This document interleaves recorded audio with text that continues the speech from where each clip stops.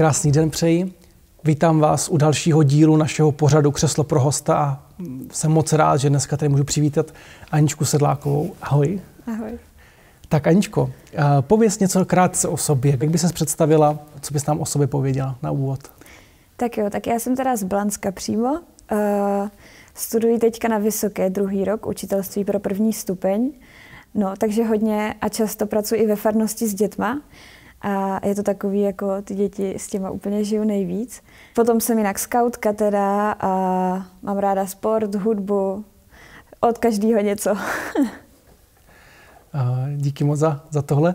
My se známe ze sboru, známe se z farnosti, jsme spolufarníci, takže něco o tobě vím, ale nevím o tobě ty vnitřky těch věcí. Mně se vždycky líbí postupně, my jsme se ještě před natáčením spolu bavili úplně krátce, tak je krásný vidět, že jak člověk zná někoho zpovzdálí, tak vůbec si neuvědomuje, co všechno se dá prožívat. Tak se těším na to, až to spolu teďka během té hodinky probereme, že se dostaneme třeba i na něco inspirativního pro ostatní. Pamatuješ si, kdy začala chodit do školy zhruba? Je to nějak definovaný nebo prostě od nepaměti? Já tím, že mám starší sestry a i bratry, ale především ty sestry, tak jsem do školy chodila už od malička, ale nedokážu říct přesně rok, ale to bys možná věděl ty líp. Takže podle fotek. Že jsi mě vedl, tak... A sport, jaký tě baví, jaký typy? Sport, já jsem toho vyzkoušela fakt hodně. My jsme fakt jako, já můžu říct, že jsem ze sportovní rodiny a i když teda já nevím, jak moc se dokážu do tohohle zařadit, ale od malička jsem byla na různých sportech, jsem zkusila basketbal, volejbal, pak i nějaký jako turistický a vodáctví, lezení a dost jsem toho vyzkoušela, no.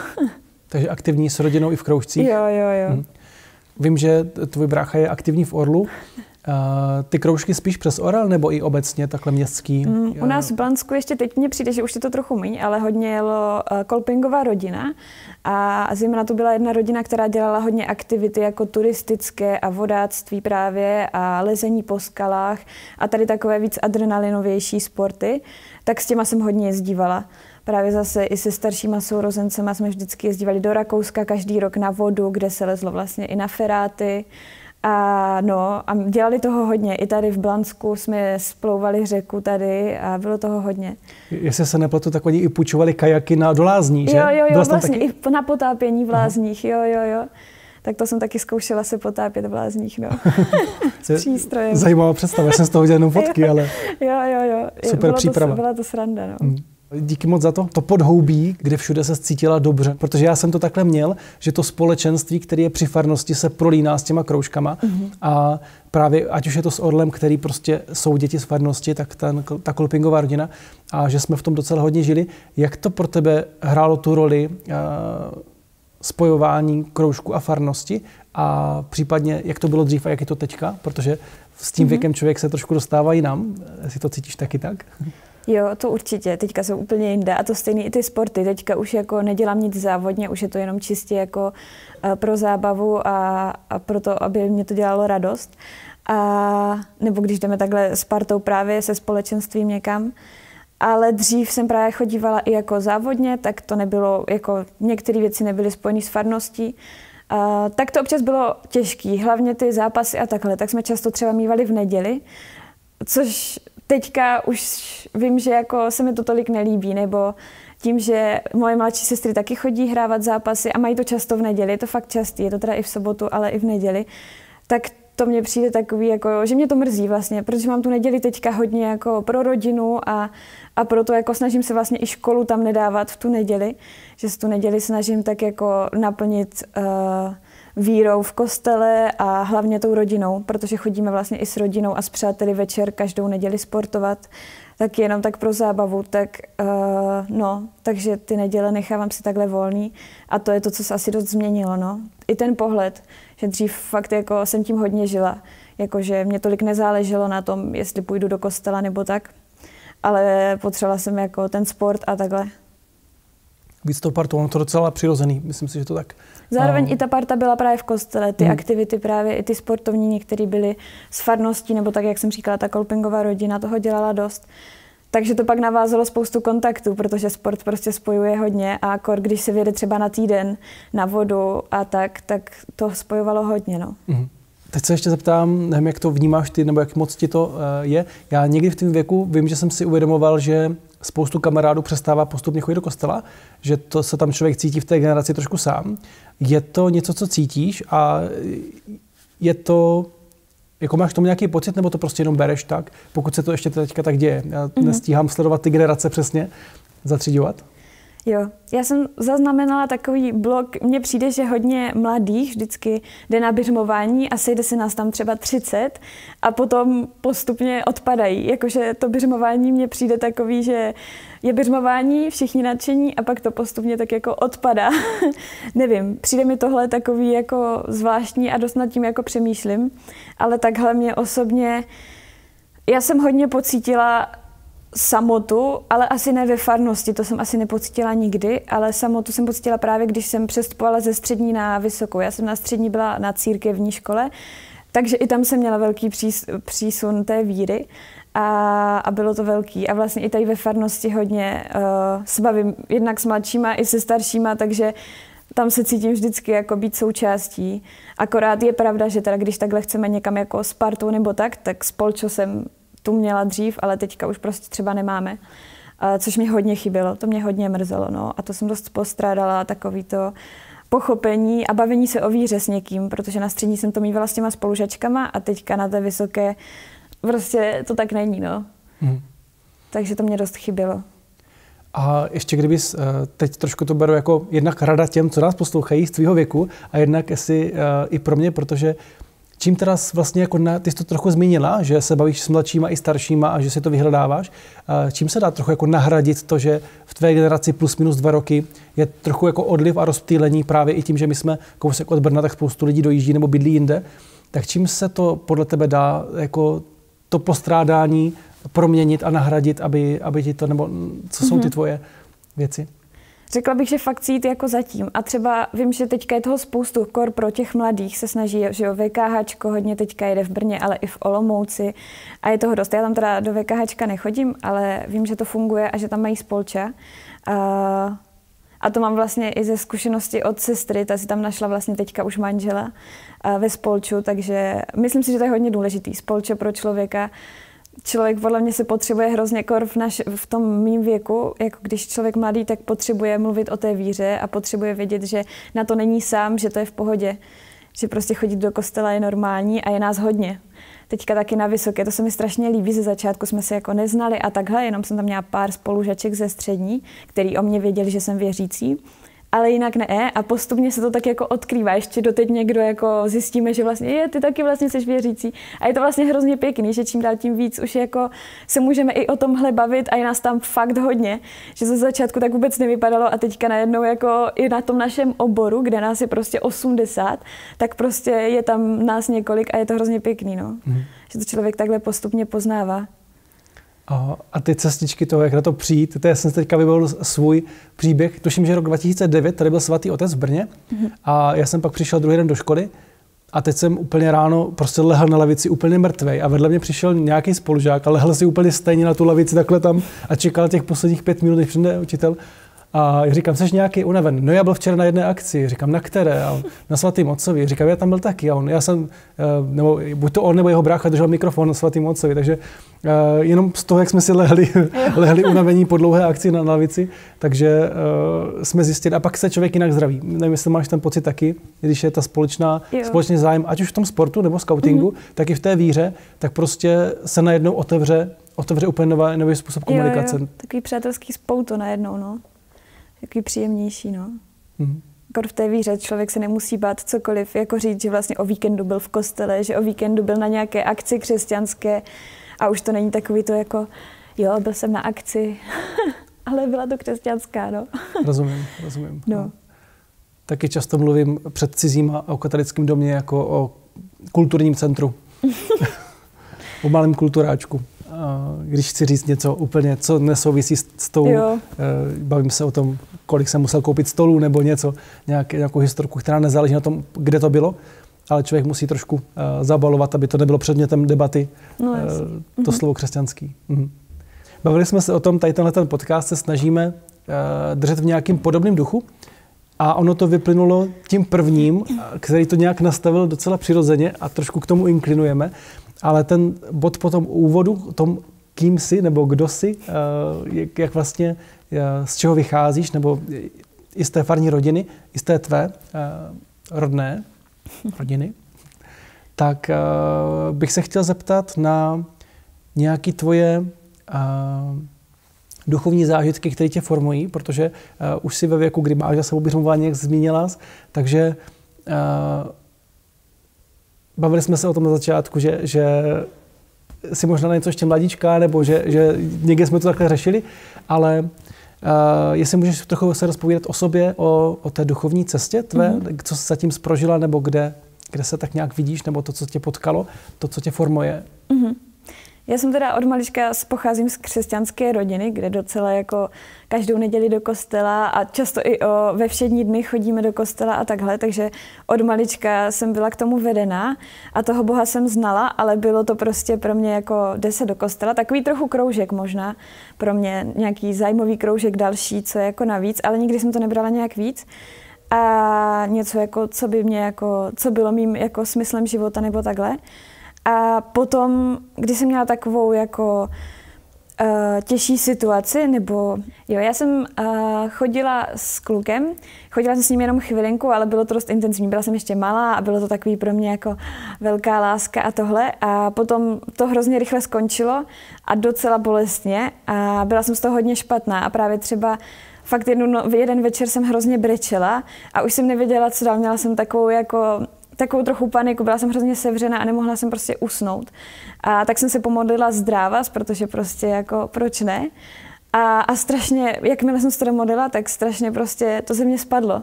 Úplně jako takový uvolnění. Ale tady tohle, to jsem si uvědomila až třeba po roce, co se to stalo, nebo po půl roce. A potom ještě následovala další věc, protože tatínek měl pak nehodu a byl jako nemocný a bylo to docela taky náročný. Tak to taky bylo takový nepříjemný pro mě a dost jsem si to dávala za vinu i sobě, protože se mě dělo tam to s tím klukem, pak ten tatínek a ještě to byly takové jako drobný malé věci a říkám, tyjo, tak jako už prostě jako nemůžu, co se děje, prostě to je mnou. A potom jsem to postupně začala tak jako chápat. Nebylo to jako ze dne na den, jako že aha, vlastně víra a tohle, ale fakt potom v září, to se stalo tak jako v lednu, v únoru a pak v září jsem měla běžmování.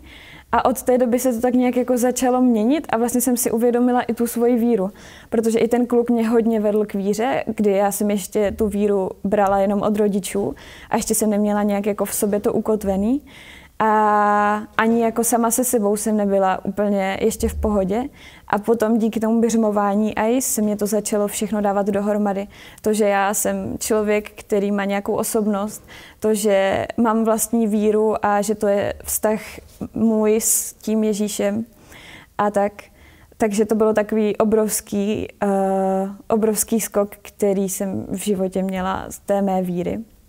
A pak už byly pak jsem prožívala 3 roky, kdy jsem byla na té střední a bylo to strašně krásný. Byla jsem hrozně šťastná, naplněná, byla jsem aktivní tady ve farnosti, chtěla jsem dělat úplně všechno a byla jsem fakt hodně vytížená.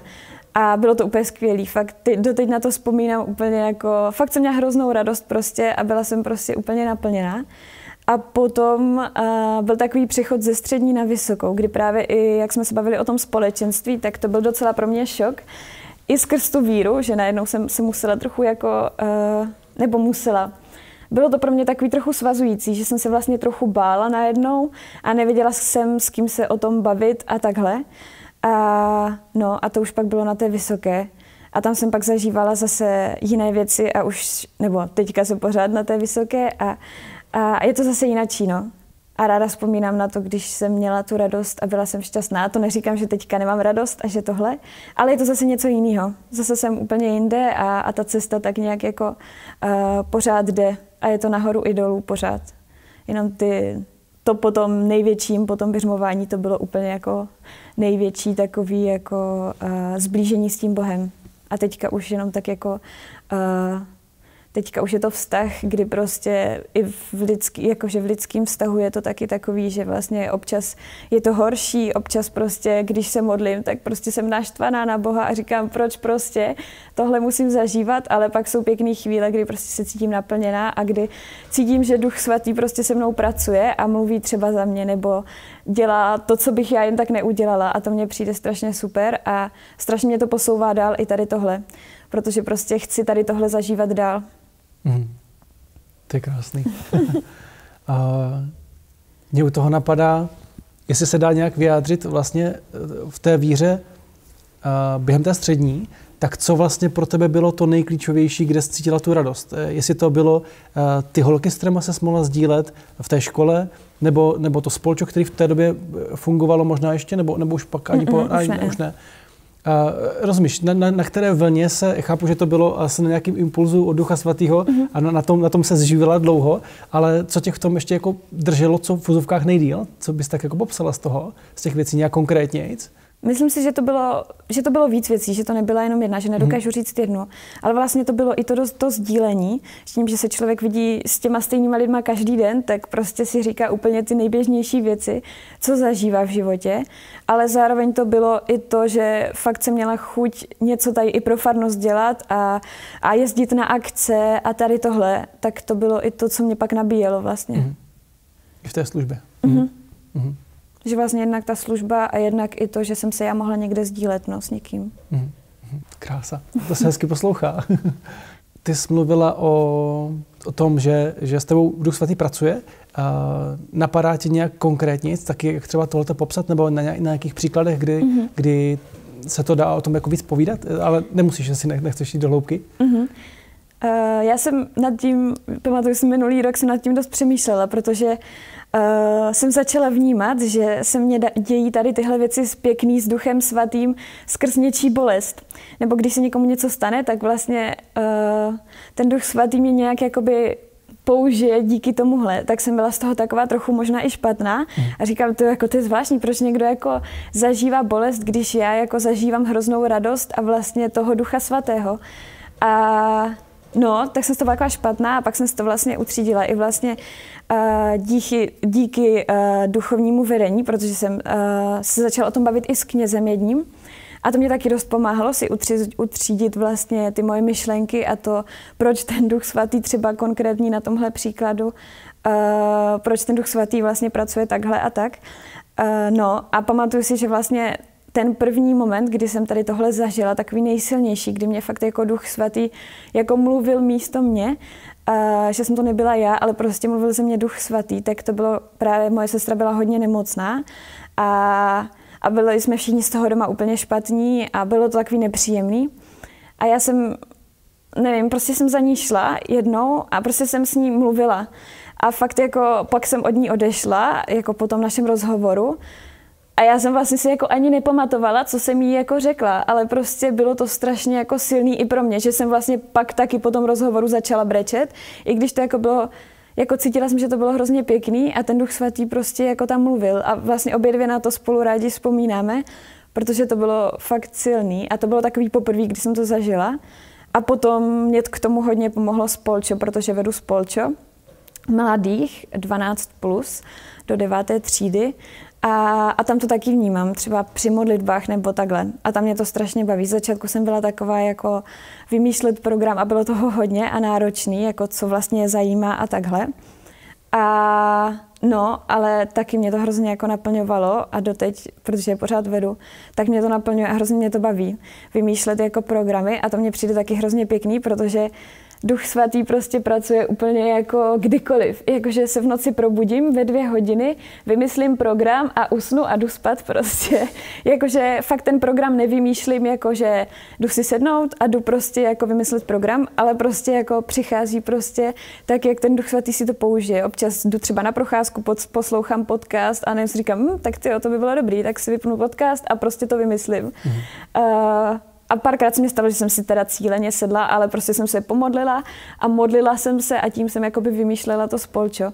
A to mě přišlo úplně jako, to mě taky přijde strašně super a hrozně mě to pak naplňovalo, když vidím, že to prostě funguje a že ten Duch Svatý prostě pracuje, no. Teda, to je úplně závidění hodné, tak zadarmo mít program. Jo, že, občas je to teda stresující, když na poslední chvíli už člověk neví a říká si, tak co, kdy teda? A pak říkám třeba ve 2 v noci. Což není ve 2 v noci týden předem, ale ve 2 v noci ten den. Pár dní předtím, no, kdy člověk už jako, tyjo, tak co, jaký téma, co s něma mám dělat prostě. No a pak to prostě přijde, no. Nikdy mě v tom nenechal. To je hezký. Je ta spolupráce s Duchem Svatým ještě o něčem víc, než jenom říct ano? Otevřít se tomu, té možnosti toho, že budu naslouchat? Myslíš si, že tam jsou ještě nějaké věci, kde jako uvolnit víc možnosti toho, aby víc působil? Napadá ti něco takhle zase z tvých zkušeností, kde jak tomu jít víc naproti? Třeba i proti, co tohle hledají, nebo mají podobný program, nebo cítí, že jsou třeba jen kousek od toho, aby objevili nějaký takhle dar, nebo ten hlas toho Ducha Svatého, nebo tu práci, kterou s ním on má v plánu? Já mám takové 2 věci, které vím, že jako v tomhle mě hodně pomáhají, nebo že je prostě potřebuju, abych mohla jako jednak duchovně, ale i jako celkově fungovat. To je jednak to sdílení, jako už teďka fakt na té vysoké škole, mě to hrozně chybělo a byla jsem z toho taková docela špatná, že jako nemám komu říct takový ty všední věci, protože na té střední každý den prostě člověk jako, tak si říká úplně všechno prostě, protože na to ten čas je a teďka na té vysoké tím, že se nevídáme každý den a je to prostě po každý s někým jiným a tak vlastně to sdílení nebylo tak intenzivní a to mě hodně chybělo. A potom jsem to, nebo doteď tak jako si hledám, kde, s kým se pobavím a tak, ale právě i to duchovní vedení, tak to mě hrozně jako pomáhá i v té víře a to si říct, jo, tohle je fakt jakoby pravda a takhle to mám jako v hlavě dobře a tohle zase bych mohla trochu jako změnit nebo tak to je jednak jako osobní, ale i to duchovní, no, že se tam jako bavíme jako úplně o všem. A potom je druhá věc a to je někde čerpat. Strašně moc jako potřebuju, když jako dávám, tak potřebuju i čerpat někde, takže jezdit i na akce. Mě dělá občas problém jezdit jako účastník, protože jsem prostě zvyklá jako pořád někde pomáhat a tohle a tak se pak cítím taková nesvá na těch akcích, kde jako nemám nic jako dělat a tak, nebo nemám něco jako na práci. Tak to je mi občas trochu nepříjemný, ale snažím se to brát, protože to fakt potřebuji a pak vlastně zpětně vždycky cítím, že jako to bylo úplně skvělý. A že jsem to prostě potřebovala, takže třeba teďka i na léto vím, že prostě tam mám spoustu jako táborů, kde budu dělat vedoucí nebo animátorku a vím, že prostě tam potřebuju o těch prázdninách i něco, kde budu moct já sama načerpat. Tak podle toho se tak snažím nějak fungovat. No. A rozdělovat si to. Mluvila jsi o tom duchovním doprovázení. Nejradši bych se zeptal na jméno kněze, ale asi radši ne, a možná potom. Ale jak často se zhruba scházíte a jak dlouho? Jenom jak to trochu rámcově je? Ono hodně záleží. Je to dost na mě. Je to prostě, když jakoby já potřebuju, tak napíšu, když je čas, prostě tak tohle, ale jednou za měsíc zhruba. Jo. Jak dlouho už máš doprovázení takhle? No ten rok. Teďka ten tak nějak, od března. Před to bylo doba, kdy prostě jsem to fakt nezvládala. Prostě jsem začínala na vysoké půl roku a prostě to bylo fakt pro mě náročný. Vůbec jako tady tohle a připadala jsem si úplně jako cizí člověk a potřebovala jsem se zase najít. No. A ne, že by to bylo teďka úplně všechno v pohodě, ale prostě člověk je ta cesta a je to i ten vztah s tím Bohem.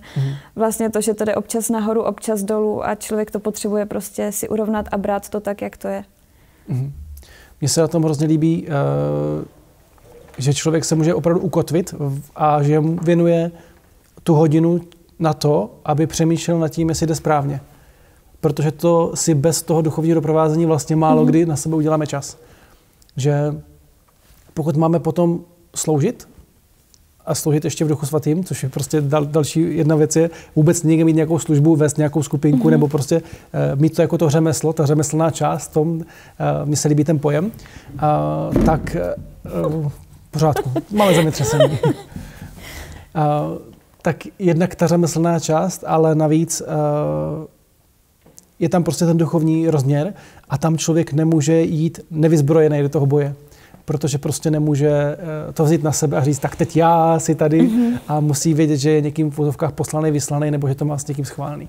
Což je vlastně hrozně těžký, protože Na to my nemáme ten moc prostor v tom každodenní, v té rutině toho, když to vezmu na schole, prostě každý pátek zpívat, tak nemám čas se před každým pátkem ptát, jestli dáme tyhle liturgické zpěvy.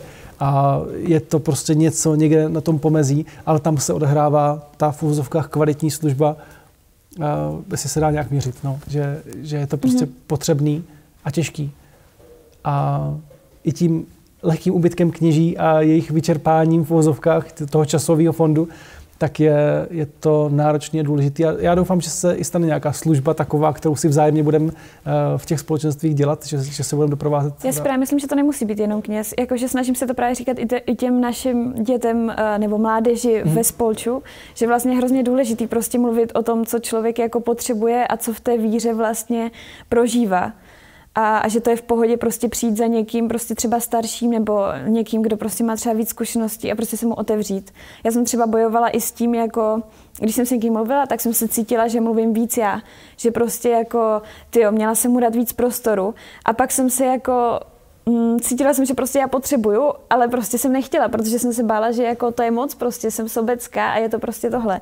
Takže třeba i když se bavím prostě s tím knězem, tak vím, že jako to je ten čas, kdy prostě můžu mluvit já a je to prostě ta chvíle na to, abych si já utřídila a ty svoje myšlenky.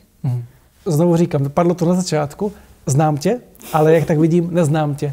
A moc se mi líbí, čím žiješ, čím rosteš, že jedním z pilířů Life4G, proč jsem do toho šel a proč jsem říkal, že to musí vzniknout, je, že podle mě se málo věnujeme duchovnímu životu. Že opravdu spoustu lidí zůstane na pořád v tom, co jsi říkala. Ano, chodíme každou neděli do kostela, ano, modlíme se denně nebo v nějakým, prostě v těch rituálcích, který máme jako rodina, který potom, když člověk se odstěhuje, vlastně těžko přenáší, protože vlastně kdo je nositel té tradice. Jsou to vlastně ti rodiče a je to ten zvyk a nemusí to být ten vnitřek. A pokud se jenom chodí do kostela, čímž neříkám, že Eucharistie je málo, vůbec ne, ale pokud člověk to žije takhle jenom jako konzumně, jako divadlo, tak i když má nějaký rituál a tradici, tak nežije tu hloubku. A to se děje jenom, když tomu budeme dávat ten čas.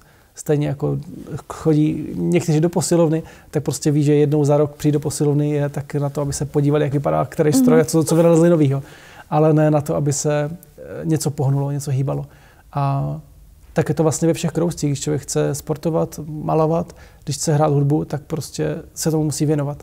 Až na to, že tomu duchovnímu jsme nevymysleli ten předmět správně, protože to náboženství nám končí brzy. No. To je ono.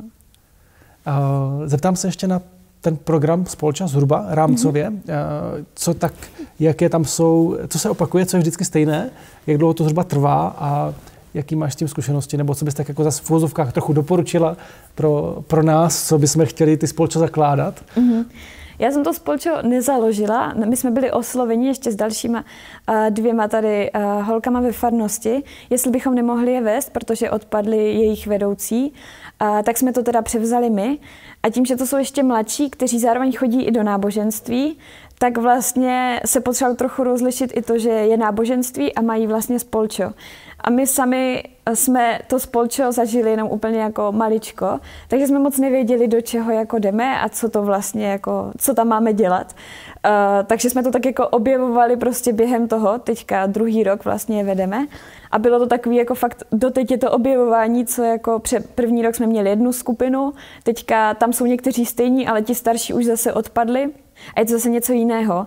No a tak jsme nad tím přemýšleli a oni vlastně vždycky začínali tím, že si někdo připravil večeři a měli jako večeři, je to v pátek večer po mši a vždycky se začínalo večeří, takže to jsme jako nechali, protože prostě jsme potřebovali něco takového, jako aby to bylo v klidu, abychom se všichni uvolnili, aby to nebylo nějak jako nějak strojený a takhle.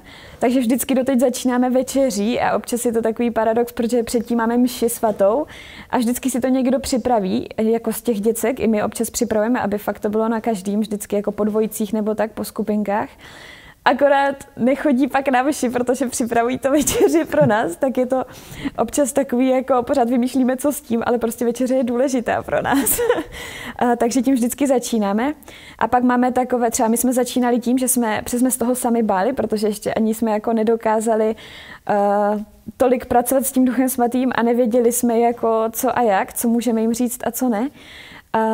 Tak jsme nejdřív zvali hodně hosty. Že jsme to fakt jako zakládali na tomhle. Že jako jsme někoho pozvali, dali jsme téma buď my, nebo jsme se poradili třeba tady u nás u pana faráře nebo u pastorační asistentky, co je napadá, co je pro mládež aktuální.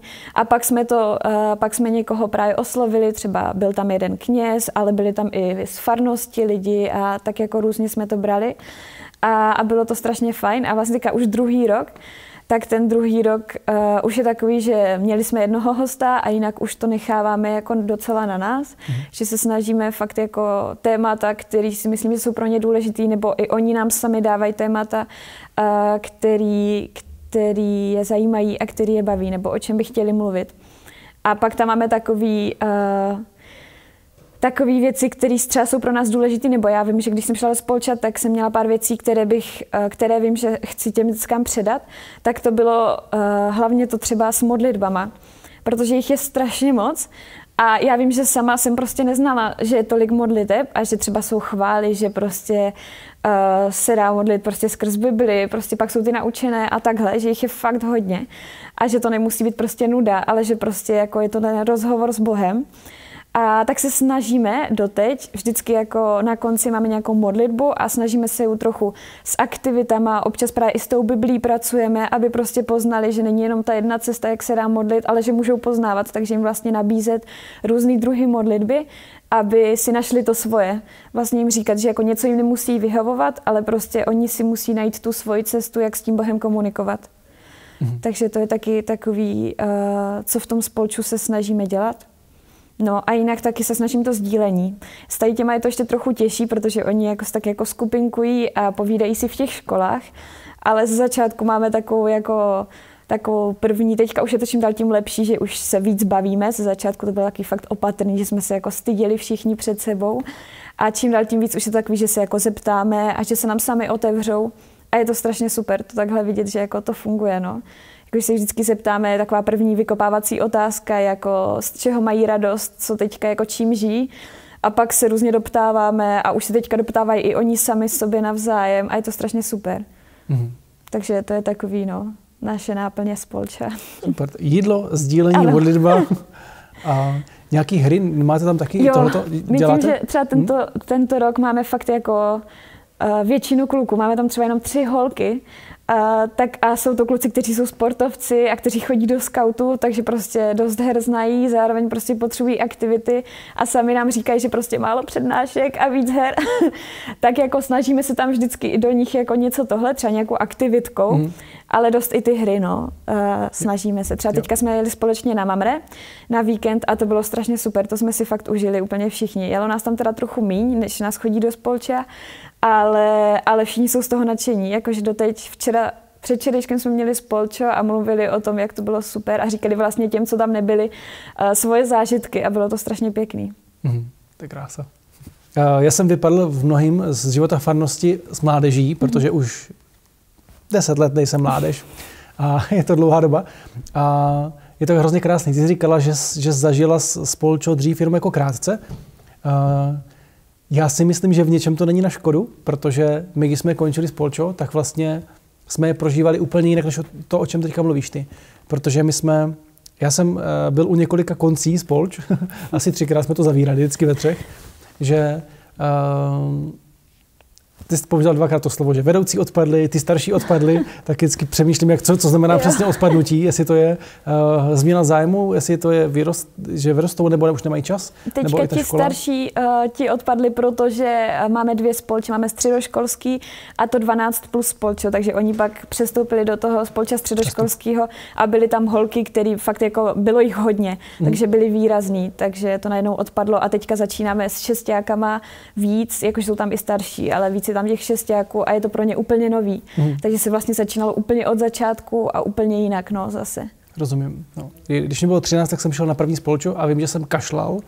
A bylo to spolčo, který prostě, tam bylo hrozně moc lidí a hrozně obrovský věkový průlet. Prostě já jsem byl asi nejmladší ve 13 a ve 20 to někdo zavíral třeba, jo? Což bylo docela jako za mě jako široký spektrum. A bylo nás tam spoustu. A byla vždycky adorace a tam bylo takový ticho, že jsem se, proč to říkám, že jsem kašlal, protože jsem se bál kašlat. A tam to tak bylo vždycky, každý, kdo přišel do kostela, tak se bál zakucknout a to ještě nebyla covidová pandemie, to prostě bylo o tom, že v kostele má být takové ticho.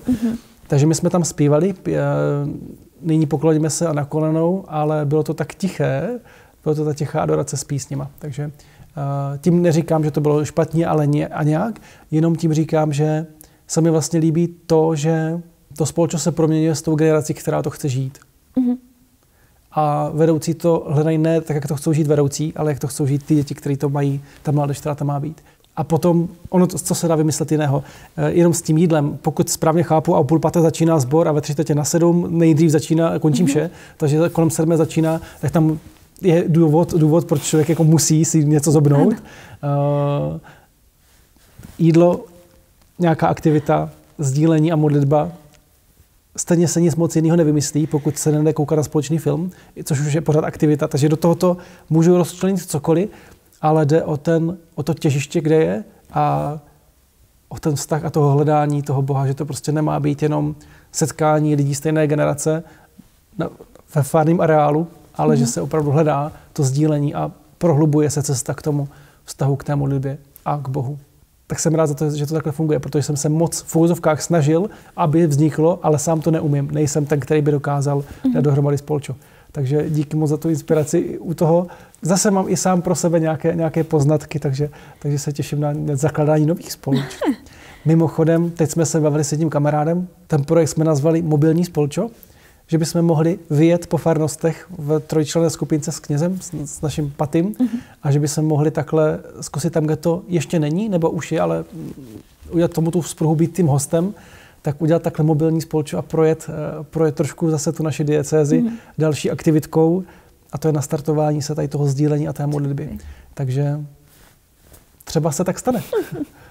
Mně vlastně přijde i zajímavý vlastně ten rozdíl mezi spolčem a tím náboženstvím, protože to jsou právě děcka, co to náboženství ještě mají, že jo? U nás to mají, myslím, i středoškoláci, nebo teď si nejsem úplně jistá, jak to mají, ale to náboženství pořád mají, tak vlastně i tohle bylo takový jako to trochu rozlišit, no? Že to vlastně není jako učení se takový ty jako základní věci, co se učí asi v náboženství, ale je to něco jiného, hlavně o tom sdílení a modlitbě a rozvíjení osobního vztahu s tím Bohem, no. A zase bez toho rozměru té katecheze, toho vzdělávání se v náboženských vírách by to taky být, no. Nebylo jako celek kompaktní. No. Krásné. Blížíme se do předposlední otázky, smím-li, a to je to zasnění se na základě i toho, co jsme teďka řekli, nebo případně i neřekli. Kdyby si měla jako přát, kam by se církev měla posouvat, na co by měla dávat větší důraz, co by to zhruba bylo? Co ti takhle jako leží na srdci, kde by si přála, aby nemusíš to, co není v tvým předmětu zájmu, ale tam, kde ty žiješ. Kde bys chtěla, aby víc kvetla církev? Já dost i v poslední době přemýšlím nad tím právě, co právě s těma lidma, co odpadají. Hlavně skrz to biřmování, jakože jdou na biřmování a prostě a jsou pryč. A fakt to vidím jako už delší dobu, prostě, že to tak jako je.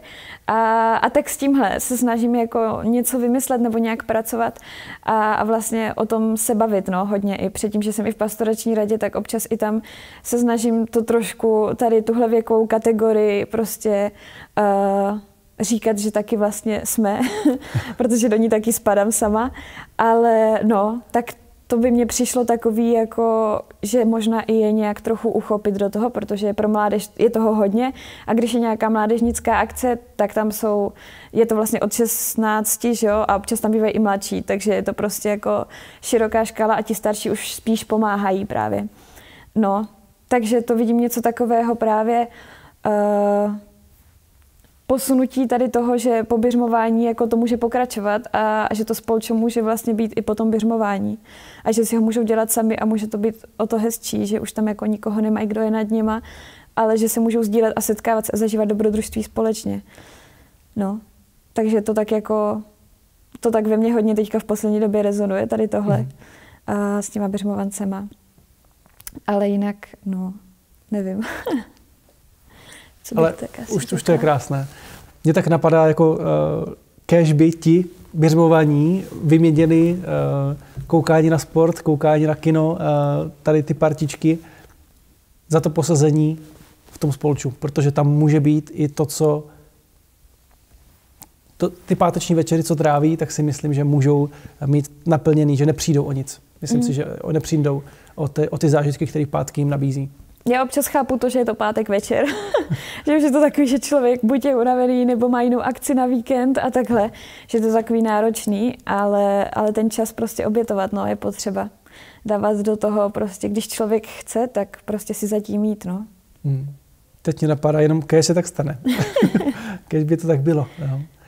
Mně přijde, že by z toho těžili i další generace. Jak ti mladší, protože by měli ty vzory nad sebou, tak i ti starší, protože se pak vrací lidi v těch 40 zpátky s těma dětma do té farnosti a ta přetroška by nebyla taková. Bylo by tam prostě pořád ten polštář té kontinuity toho, že kdyby člověk vymazal střední školu, měl základku a pak chtěl jít na vysokou, tak málo kdo přece jde na vysokou bez té přípravy, protože se to najednou rozdrolí. A tohle my vlastně zažíváme v té církvi, že my tam skartujeme 15 let života, kdy ti lidi mladí a jsme to, je to ten věk mezi tebou a mnou, že ti lidi často řeknou, že už se namodlili dost, nebo náboženství už mají, už to všechno umí a najednou vypnou, jdou si v úzovkách po svým, jdou si po škole, po zážitcích, po víkendech a pak se snaží vrátit, což jde a Duch Svatý s tím umí pracovat, ale jak by vypadala církev, kdyby jsme to trošku neměli, tady tu hyperstázi. Ale přijde mně pěkný, když se občas bavím tady s těma staršíma, co jako byli třeba věřící jako malí nebo takhle, že rodiče jako k tomu vedli, ale pak jako odpadli, tak jako říkají, že vlastně pořád to v sobě nějakým způsobem mají. Jenom prostě to nedokážou asi uchopit, nevím, ale jakože fakt říkají, že prostě jo, občas se prostě pomodlím, když je mi nejhůř, nebo prostě večer, občas se prostě pomodlím, jakože to v sobě pořád nějakým způsobem mají.